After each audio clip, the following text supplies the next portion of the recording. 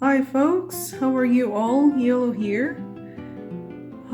To all my subscribers, I hope you guys are having a good time. Today here in UK it's raining, and so still I wasn't able to go out for walks.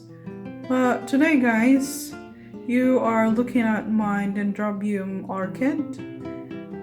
This has already flowered for a few months ago, and the mother stem is slowly dying, but as you can see, it produces now some Kiekis. And today guys, I'm aiming to propagate my first Dendrobium by planting or potting these Kiekis here, because they have already grown and this mother stem is already drying out, and I also have some root happening here, right? A new stem or plant that is slowly growing and eventually it will flower.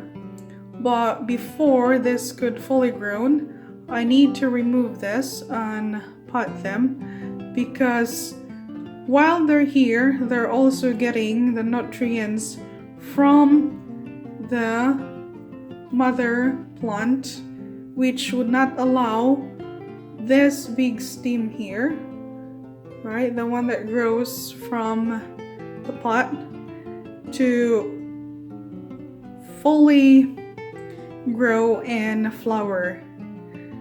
So a dendrobium, guys, its life does not end when it's finished flowered, because if it's healthy, it will produce these Kiekis and it will allow you to multiply your dendrobium orchid. So let's go ahead and do that.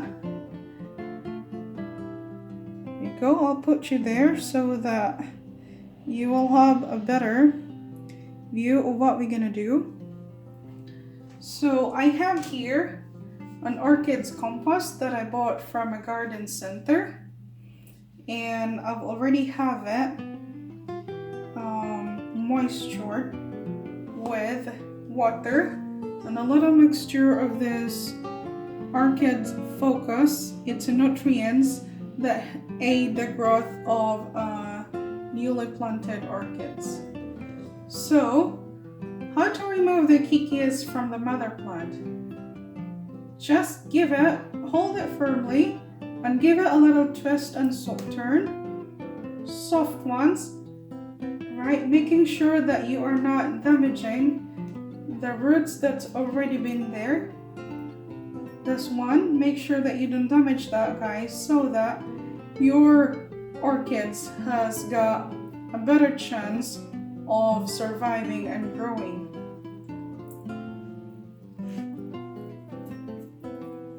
Right? So folks, we are already able to take out the Kiekis. If it's easier for you to aid taking out the Kiekis from the mother plant with a knife, then go ahead and do that. But make sure not to hurt the Kiekis. Right, so I have two here, and I will put them in one pot, opposite to each other. Right, you just make sure that your roots are given the chance to grow around the pot, and your compost is an orchids compost, because orchids compost have got a high hold of moisture, and orchids compost as well as a high drainage capabilities. So let's go ahead and plant this. If anyone watching my video who is an orchids fanatic, guys, this will help you a lot. So when planting this, you need to make sure that it's in the center so that the roots distribution is equal. right? And like this mother plant, when this is already growing big, you can put a stick that would aid the orchids in standing up and maintaining its growth upwards. So now I've already planted it. I'll put more orchids compost. There you go. Guys, I really like planting orchids because they are very pretty when they have their flower.